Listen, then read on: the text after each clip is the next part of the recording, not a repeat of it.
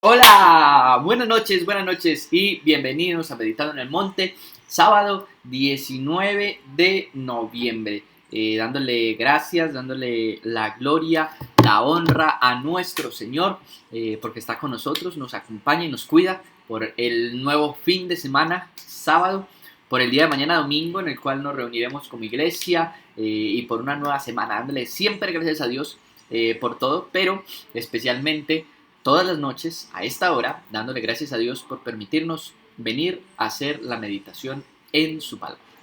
Los voy a invitar a orar y a que hagamos la meditación de la palabra. Señor, te damos gracias hoy sábado por tus bendiciones, por tu cuidado sobre nosotros, sobre nuestras familias, sobre nuestros hijos. Pidiéndote que nos bendigas, que sigas cuidando y guardando de nosotros, en la manera en la que siempre lo haces. Señor, te pedimos por tu palabra y te pedimos para que tú hables a nuestras vidas, a nuestros corazones y transformes y cambies todo, Señor, lo que aún no se amolda a ti, a tu carácter. Cámbianos y transfórmanos a través de tu palabra. Te lo pedimos dándote gracias en el nombre de Jesús. Amén. Bueno, la meditación de esta noche está en el libro de Deuteronomio. Deuteronomio, el capítulo 30. Deuteronomio es el último libro del Pentateuco o de la Torá. Es el último libro que habla acerca de la ley, conocido los primeros 5 libros como los libros de Moisés. Es el último de estos libros de Moisés. Y el Deuteronomio es un libro muy especial porque normalmente tanto en el Antiguo Testamento como en el Nuevo Testamento, cuando se habla acerca de la ley, normalmente se está hablando desde el libro de Deuteronomio. Eh, y el libro de Deuteronomio tiene unas cuestiones diferentes, unos sabores diferentes de los que vamos a hablar ahorita. Vamos a leer Deuteronomio, el capítulo 30, y les voy a leer el versículo 19. Dice Deuteronomio 30, 19. Hoy pongo al cielo y a la tierra por testigos contra ti, de que te he dado a elegir entre la vida y la muerte, entre la bendición y la maldición.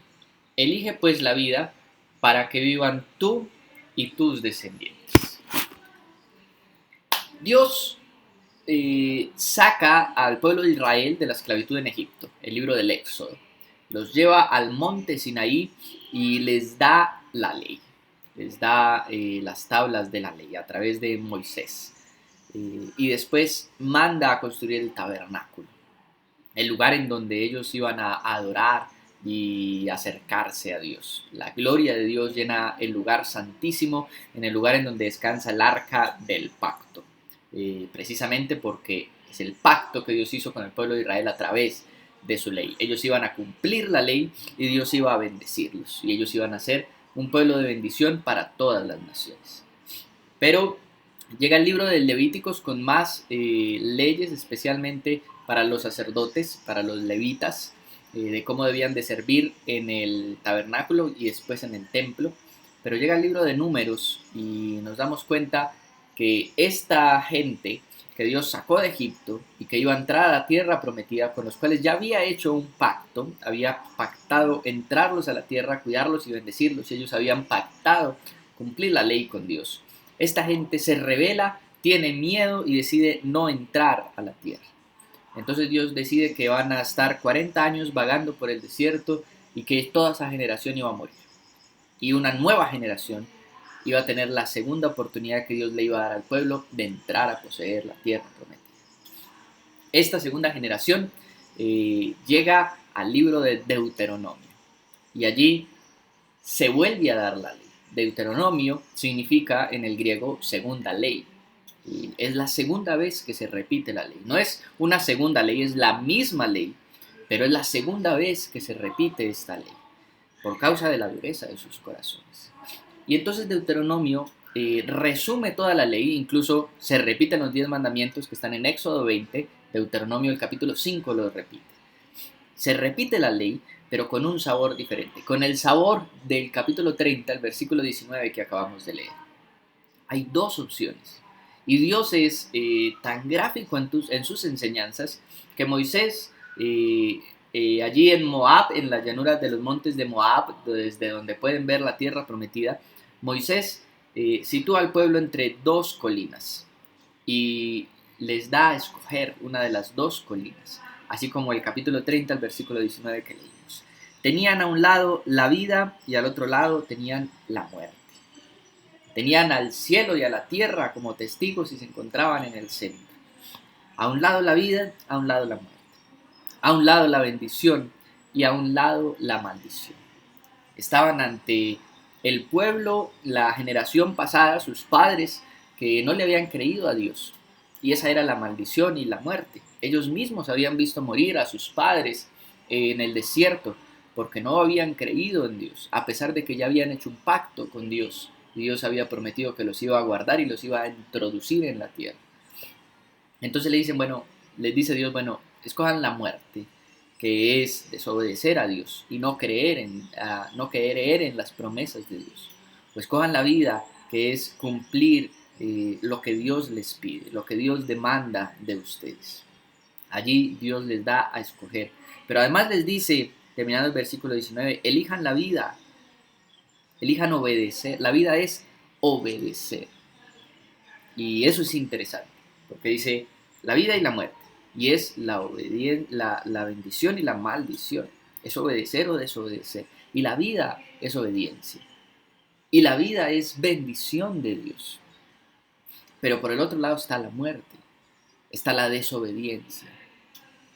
Está la maldición.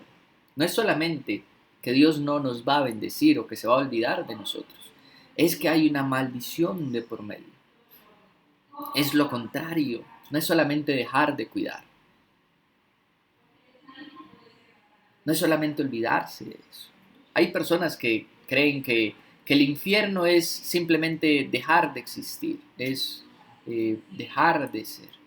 Y no es simplemente que Dios no va a bendecir, es un castigo de Dios, es la maldición. Eso lo dice la palabra en Deuteronomio. Y a esta segunda generación Dios vuelve y los desafía. Bueno, ante ustedes está la ley que se le había dado a sus padres. ¿Qué es lo que ustedes quieren hacer? ¿Qué es lo que ustedes van a hacer? Ahora, dice, escojan la vida, no solamente para que vivan ustedes, sino para que vivan también tus descendientes. Era un compromiso no solamente de ellos, era un compromiso de sus hijos y de los hijos de sus hijos. Era un compromiso que ellos estaban adquiriendo.